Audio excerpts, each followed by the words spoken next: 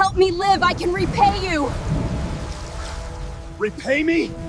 Lady, I'm not asking for debt. The man gave the order to burn my village, he wore your flag. I did not know. God, I swear I didn't. You didn't have to know, you just had to follow. They'll kill you for me. She warned, but the cowboy rode beside her till the end, Utah. Arizona border, August 1885.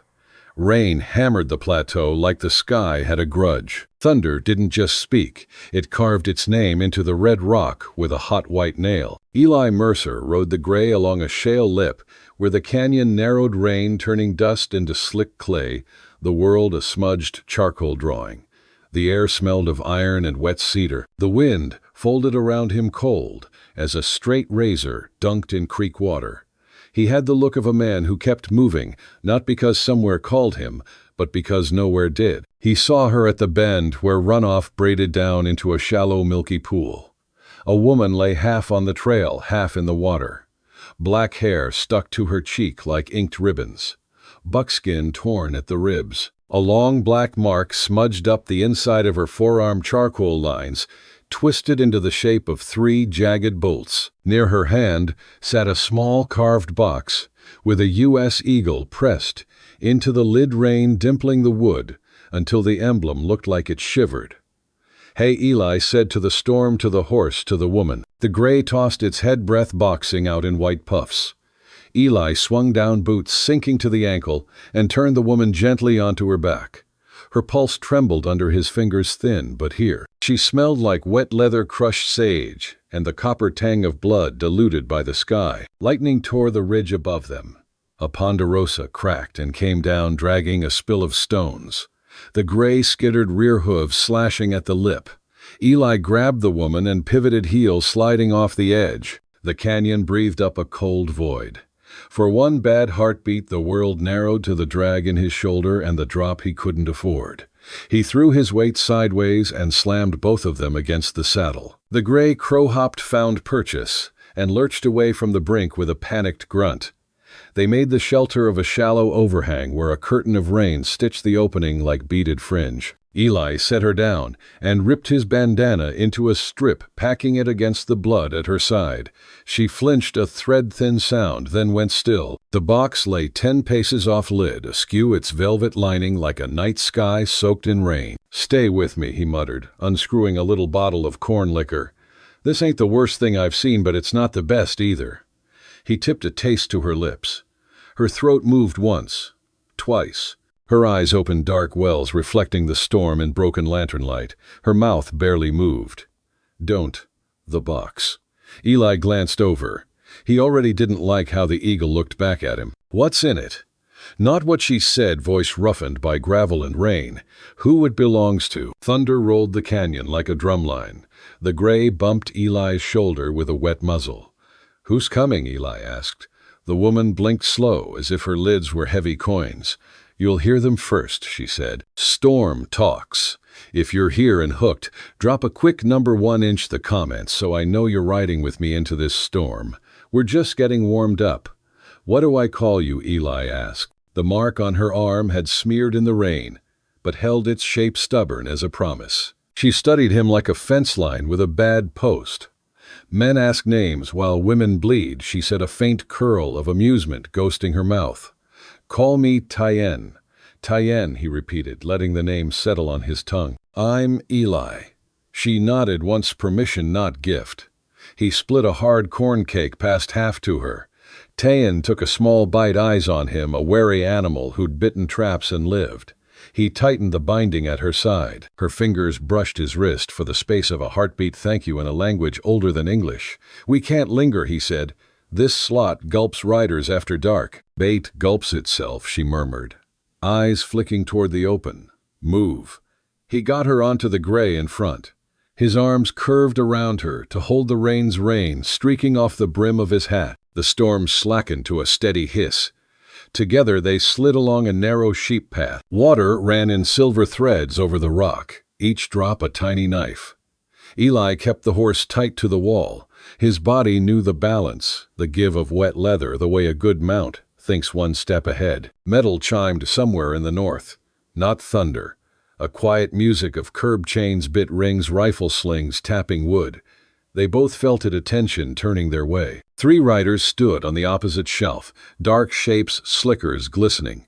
The center one thumbed a match. The flare made a small orange flag in the drizzle. Then the cigarette burned to a mean star in the wet. Eli's hand slid inside the duster to the Colt's grip. Tayan folded her marked arm into the buckskin, hiding the black lightning. Them she breathed, no quiver, no drama, just fact. They didn't rush. They didn't need to. The center rider tipped his head like a man seeing an old dog in a new yard. Eli didn't love that recognition. It meant somebody knew his face in the storm. "Hold on," he whispered to Tayan. He put his heels to the gray and cut down a side chute where young juniper grew thick as hair. Cold water splashed up his shins. Behind them a whistle, a signal, and hoofbeats fell into a steady, patient cadence that said, "We have time. Men with time are worse than men with guns." "Not the trail," Tayan said, voice close to his jaw. "Open ground is a straight line to the grave."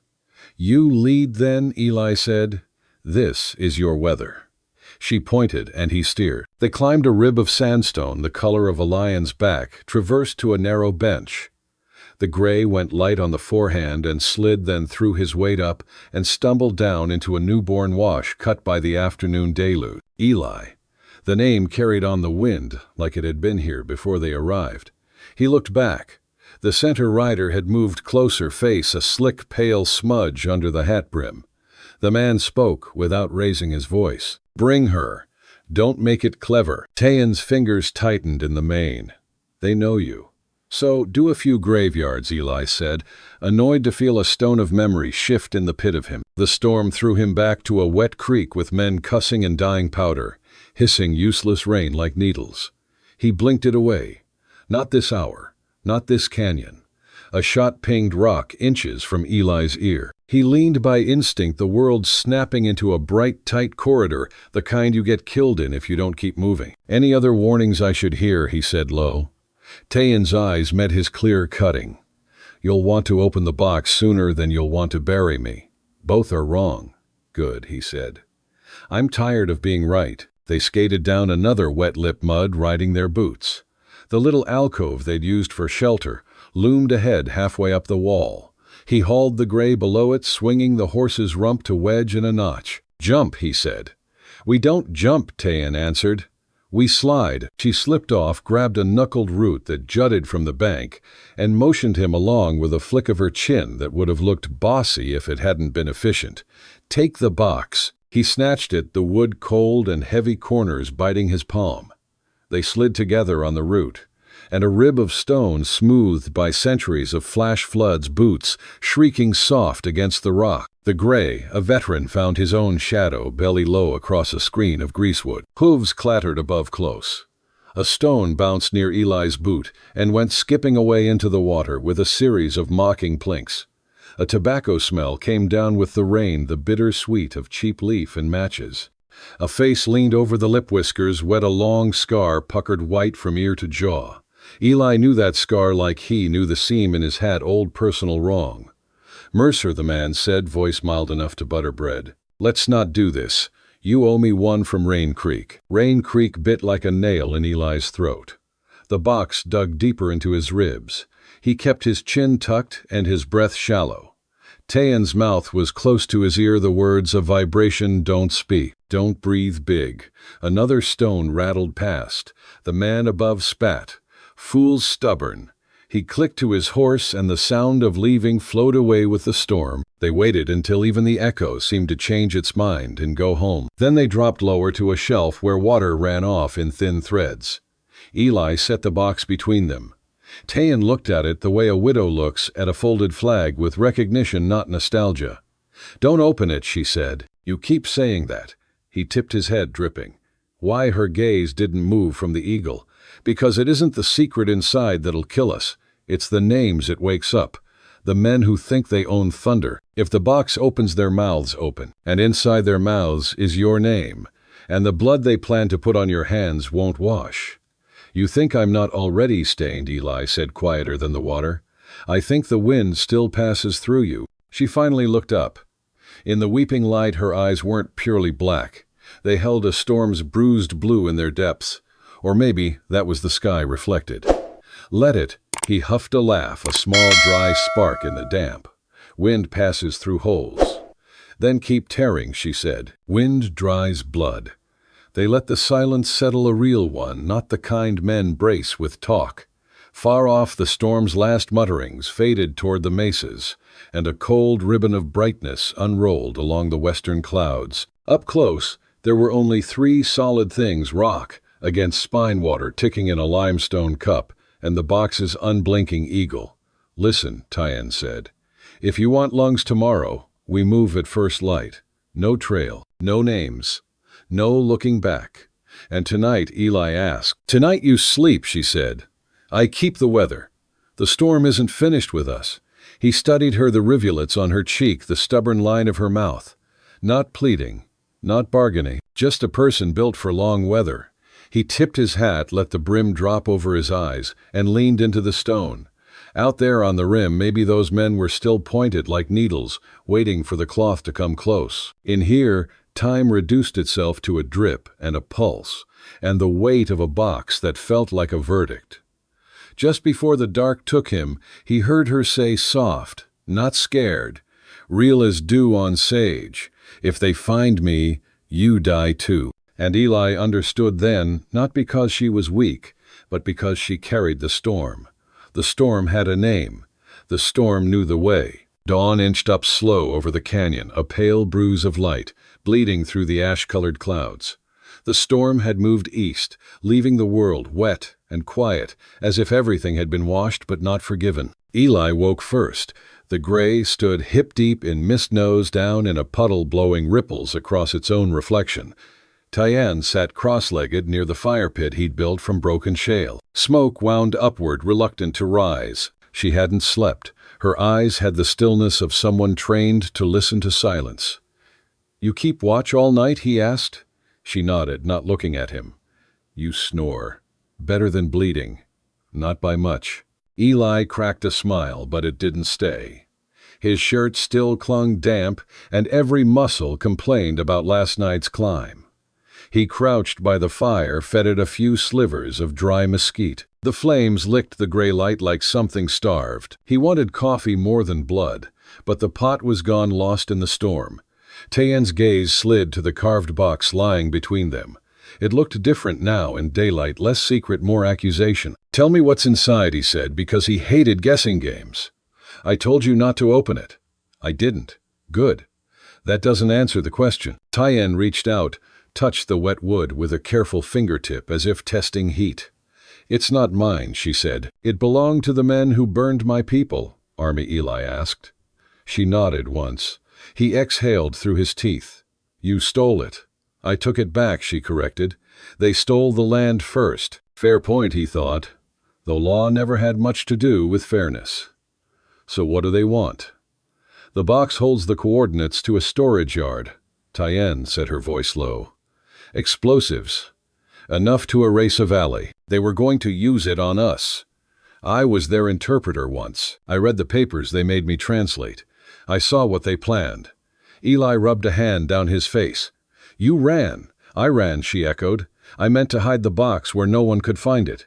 But one man followed. He wanted to sell the map. He was one of yours. Mine blue coat. Same mark as you. She nodded to the faint tattoo on his forearm, half hidden under grime and rain. Eli stared at it. The mark of the 7th Cavalry. A thing he used to be proud of before pride got people killed. What happened to him, he asked. Her eyes didn't flinch. I killed him. Eli let that settle like dust. A long time later, he said, then the men last night, they hunt me for that. Or for this. She tapped the box. He studied her across the small fire smoke drifting between them. You should have left it behind. You would have opened it, she said, and then they'd chase you instead. They already are. A sound cut through the quiet, the gray's low wicker ears, pricked toward the canyon mouth. Eli was on his feet, in a blink scanning the trail. The rain had left it clean, every hoofprint, a fresh wound in the mud. 2 sets approached. Not the 3 from last night. These were lighter, moving faster. He grabbed his rifle. Up. Tayan rose without argument. Eli kicked dirt over the fire, slung the box into a saddlebag, and swung her onto the gray's back. She rode easy, not like someone who'd learned for fun. He climbed up behind her and turned the horse toward a cut in the rock where a dry wash wound north. The morning grew hotter quick, the smell of wet stone replaced by the stink of steam and rot. A hawk circled high wings, slicing the silence. They rode until the canyon opened into flat scrubland scattered with prickly pear and twisted juniper. The horizon shimmered like a mirror turned wrong. Eli slowed the gray to a trot. "They'll see our trail." "They'd see it anyway," Tayan said. "The land remembers everything." He almost smiled. "Yeah. Problem is, it remembers me loud."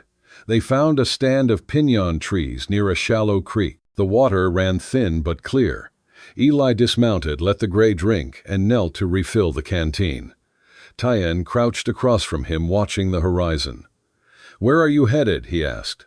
"South. There's a canyon near Navajo land. Sacred ground. They won't follow there. And you think I'll just take you?" "You already did." Eli looked up at her. "You have a way of making things sound decided." She tilted her head. "And you have a way of pretending you don't care when you already chose." He stood, brushed mud from his knees. "You don't know me, Tayan." "No," she said, meeting his eyes. "But the storm does."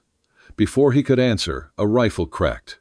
The sound slapped the air apart. The bullet hissed through the junipers and buried itself in the creek bed's spitting dust. Eli shoved Tayan behind a boulder, dropped to one knee, and scanned the slope. Two riders crested the ridge, both in brown dusters' rifles, braced across their saddles. The lead man raised a hand-scarred jaw, the same bastard from last night. The cigarette man, Mercer, his voice, carried easy, rolling over the land like he owned it. "You're a stubborn son of a bitch." Eli lined the rifle barrel along the rock, but didn't shoot. "You're up early, Kane," he called. Ezekiel Kane grinned around the cigarette smoke, curling out his nose. "You know me, Eli. Early bird, early kill. You always did mix poetry with murder. Guess I got bored after you left the war. Somebody had to keep the habit alive." Tayan leaned close, whispering, "You know him," used to Eli said. "We buried men in the same mud once." "Then bury one more," she said. The second rider swung wide to flank them. Eli fired once, clean, quick. The man yelped, dropped his rifle, and tumbled from the saddle. Kane's smile vanished. "Still fast," Kane said. "I respect that. Shame you picked the wrong side again." "Always do," Eli said, levering another round. But Kane didn't fire back. He just dismounted slow, deliberate, the kind of calm that made better men twitch. He held his hands out slightly. "I don't need her dead, Eli. Just what she stole. You don't even know what's in it. I know what it's worth. Enough to buy every soul in this territory twice." Tayan whispered, "He lies. He doesn't want gold." Eli didn't doubt it. Kane never killed for money alone. He killed for the story it told about him. The gray stamped nervously. The smell of lightning came again, sharp and metallic. The sky hadn't cleared after all clouds bruised themselves together, dark and heavy. Kane took a step forward. "Hand me the box. You can walk away. You've been walking away since Antietam. One more time won't break the habit." Eli's finger curled on the trigger. "That's the trouble, Zeke. Sometimes a man runs long enough he ends up where he started." Thunder rolled close now. The wind lifted Tayan's hair, scattering droplets into sparks. She reached out, touched Eli's arm. "They'll burn everything to get it," she said. "If he takes it, your people die too." "They're not my people," Eli said, but it came out weaker than he meant. "You fought their wars," she said. "You carried their fire. Don't pretend it isn't still burning." Another shot cracked Kane's. The slug smashed rock inches from Tayan's head. She dropped flat. Eli fired back, splintering a pinyon trunk near Kane's shoulder. Rain began again, sharp as nails. The air filled with smoke and thunder and wet gunpowder. "Go," Eli barked. Tayan grabbed the gray's reins, swung up. Eli backed toward her, firing twice more, forcing Kane to duck behind a fallen log. Eli vaulted into the saddle behind Tayan, and the gray lunged forward, mud-flying. They rode hard through the sheets of rainwater streaming from the brim of Eli's hat bullets, slicing the air behind them.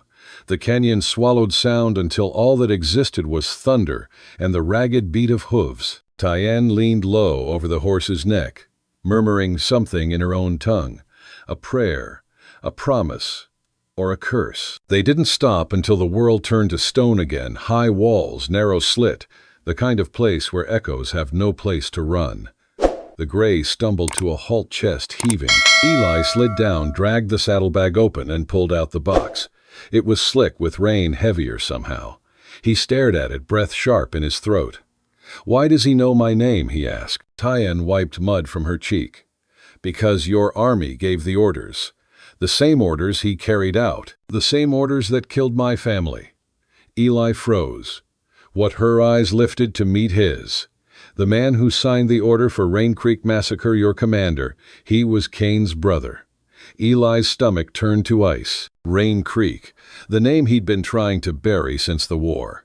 The night his company torched a village by mistake or by command, depending who told it. The night the fire wouldn't go out. He dropped to a squat, elbows on his knees, head bowed. "I didn't know," he said. "I swear to God, Tyann, I didn't know." "Maybe not," she said softly. "But you carried his flag. You rode under his thunder." Lightning forked across the sky, lighting both their faces, one pale, one bronze, both carved by the same regret. Eli pressed his hands against the wet box. The eagle's wings gleamed under the flash like mockery. "Then we finish it," he said. "No one uses what's inside." Tyann watched him. "You'd help me destroy it. I don't want another." "Rain Creek," Eli said. She nodded once. "Then we'll need to go north. Fort Clayton. That's where they keep the rest." Eli glanced toward the ridgeline where Kane's men would soon appear. "Then we ride now." He strapped the box back onto the gray-mounted, pulled Tyann up behind. The storm broke fully overhead, white fire tearing the clouds apart, rain slanting so hard it stung. But beneath it, Eli felt a strange calm. Not peace exactly. More like the quiet right before a man stops running. Tyann leaned close to his ear, her voice almost lost in the downpour. "You said you didn't have people. Now you do." He didn't answer. He just rode, eyes fixed on the horizon where the land split open toward the north, toward Fort Clayton, toward the fire, waiting to be lit. Behind them, far across the flat, Ezekiel Kane watched through the rain, cigarette unlit between his teeth. "Run, Mercer," he murmured. "Run right back to the war." He turned his horse and followed. Rain came back before dawn, soft at first, then sharp as gravel. Eli woke to it, and to the sound of Tyann, already saddling the gray. Her movements were clean, precise, quiet. The world smelled of mud, smoke, and something about to break. "We ride north," she said, without turning. "North leads to trouble." She met his eyes. "So does waiting."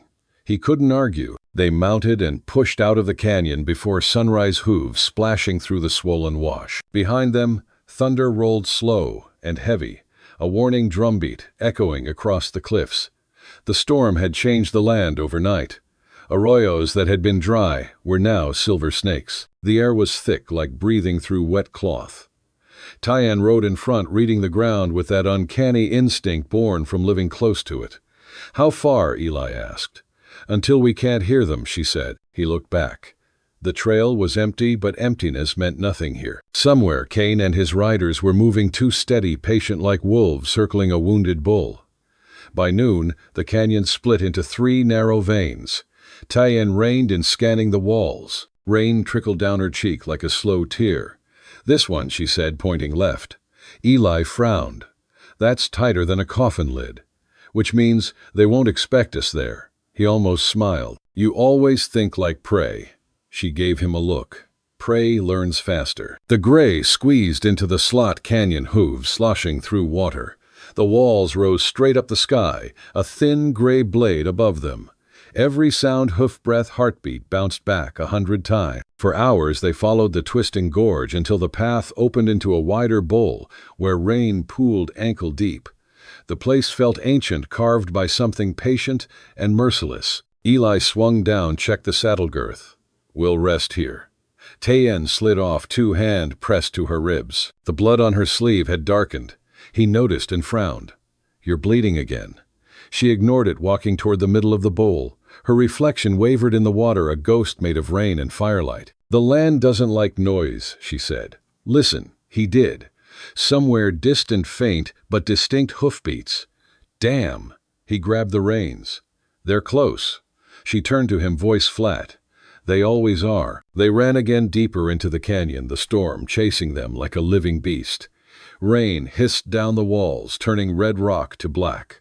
Lightning flickered high above, followed by the slow growl echo of thunder. Faster, Tayan shouted. "I'm trying not to kill the horse," Eli yelled back. Behind them came the sound of men shouting, Kane's voice cruelly calm, even in the storm. "Mercer, you can't outrun your own damn war." Eli felt the words like bullets. He'd been outrunning that war for 10 years. Now it was catching up, wearing a familiar face. The canyon narrowed again. The water grew deeper, swirling brown.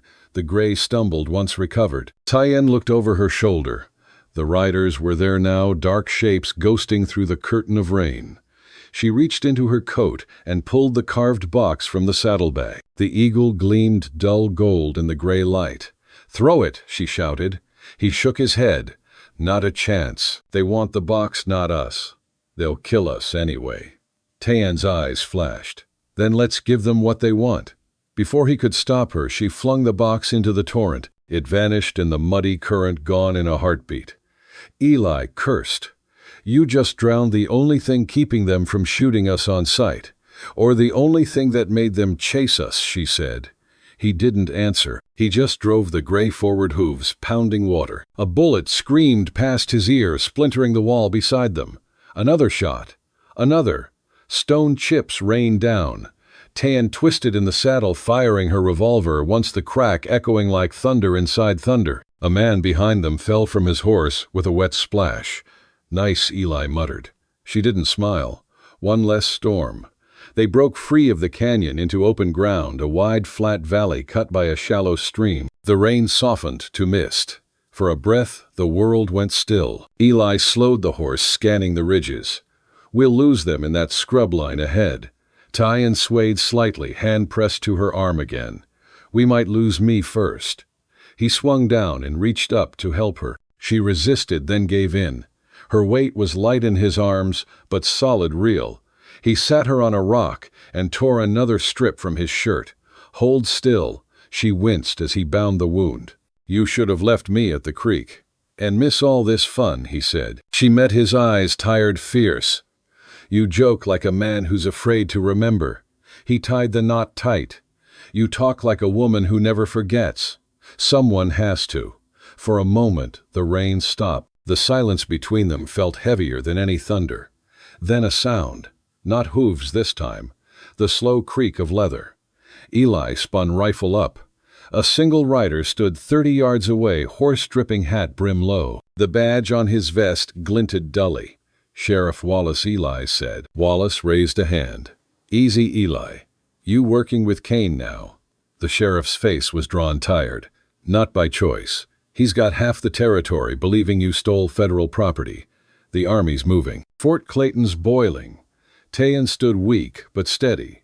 "Then he'll burn everything to find it." Wallace looked at her, recognition flickering. "She's the Apache girl," the woman Eli corrected. The sheriff sighed. "Look, I don't want trouble. Let me take you both in quiet. You'll get a hearing." Eli laughed. "A hearing? You know what kind of justice waits for her in town." Wallace's jaw tightened. "Maybe not justice, but maybe mercy. She's had enough mercy from men like you." The sheriff hesitated. "Eli, please." For a second, Eli saw the man he'd once called friend, the man who'd bled beside him at Shiloh. Then he saw the hand twitch toward the revolver. Tayan moved first. One clean motion, she fired. The bullet took Wallace in the shoulder. He fell backward into the mud gun, skidding away. Eli cursed and ran to him. "Damn it!" Tom Wallace gasped, blood mixing with rain. "Behind you!" Eli turned. Kane stood at the far end of the valley, 6 riders fanned out behind him. His cigarette burned like a single red eye in the mist. "Should have listened to the lawman," Kane called. "Now it's just you, me, and the ghosts." Eli lifted his rifle. "I've got plenty of those already."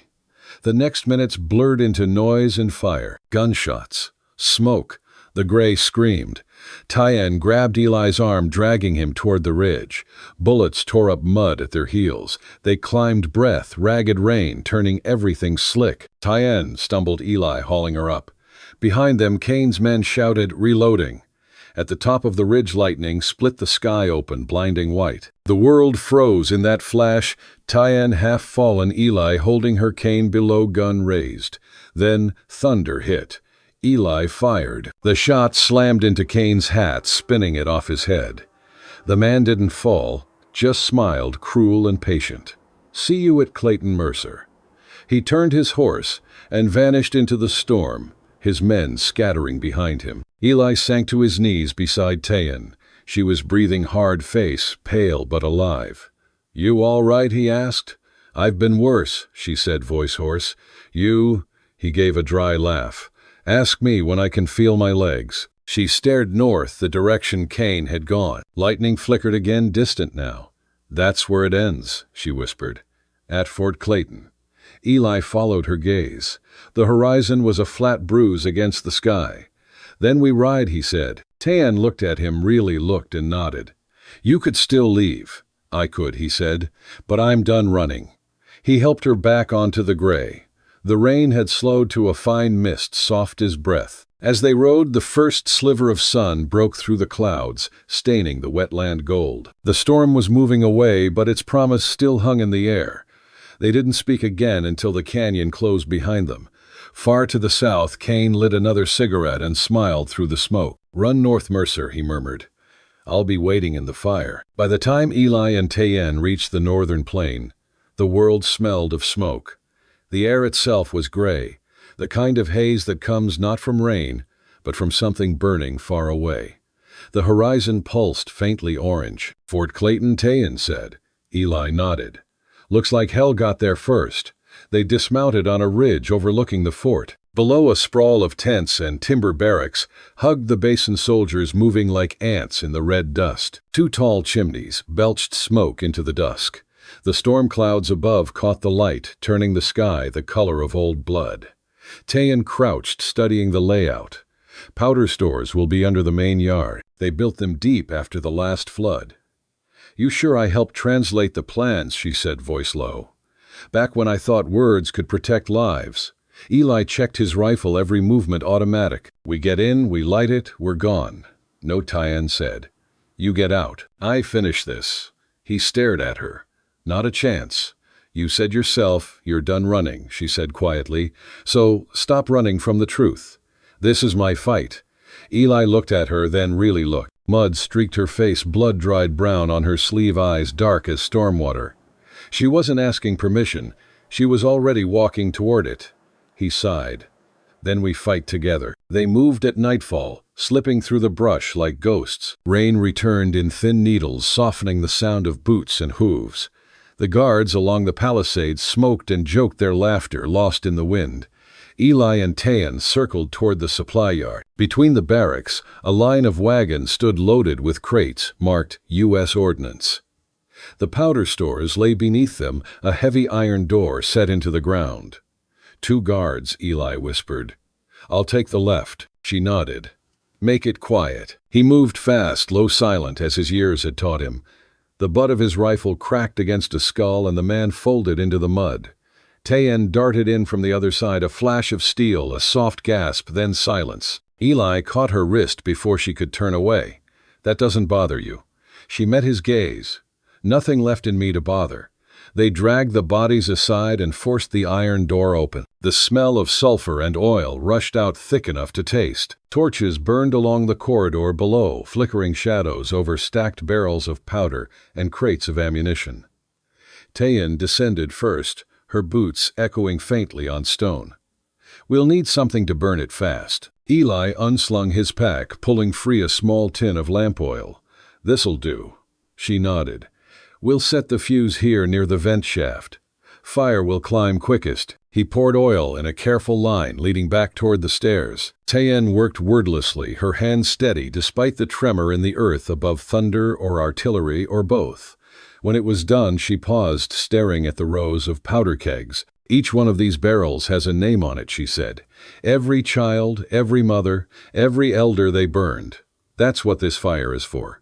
Eli touched her shoulder, then lighted for them. She struck the flint. Sparks jumped, catching the oil in a thin, crawling flame. Go, she said. They ran for the stairs. Outside the camp was waking to chaos. Somewhere toward the main gate, a sentry shouted.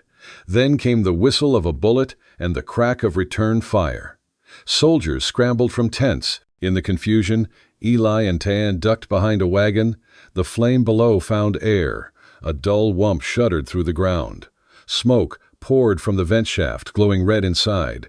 Run, Eli shouted. They sprinted toward the open plain, the fort exploding behind them into a roar of fire and splintered timber. The shockwave hit like a hammer, hurling them both into the dirt. When the ringing in Eli's ears faded, the world had turned orange. The powder yard was gone, only a crater burning blue-white in the rain. Men screamed. Horses bolted. The smell of scorched canvas filled the air. Tyen staggered to her feet. We did it. Not yet, Eli said. He's still here. As if summoned, a voice cut through the smoke. You always did have a taste for drama, Mercer. Ezekiel Kane stepped through the haze, revolver-drawn coat, singed at the edges. His eyes reflected the fire like coins sunk in blood. Thought I'd find you here, he said. You never could finish a war without setting something pretty on fire. Eli raised his rifle, but Kane kept walking. Don't bother, Kane said. I already shot the sheriff for trying to warn you. Poor bastard thought you could be saved. Tom Eli's stomach turned to stone. You killed him, Kane shrugged. He was in the way. Tayan's voice was steady. And what am I? The spark, Kane said. The excuse. You're what men like me need to make fire look righteous. Eli fired. The bullet tore through Kane's shoulder, spinning him halfway around. He didn't fall. He just laughed, staggering forward. Still not enough, Eli. You shoot like a man hoping for redemption. Tayan stepped from behind the wagon, her pistol raised. I shoot like someone who's out of mercy. Kane turned toward her. Go ahead, girl. Finish what your father started. She froze. What? He smiled, teeth red with blood. Didn't Eli tell you? Your old man served under mine?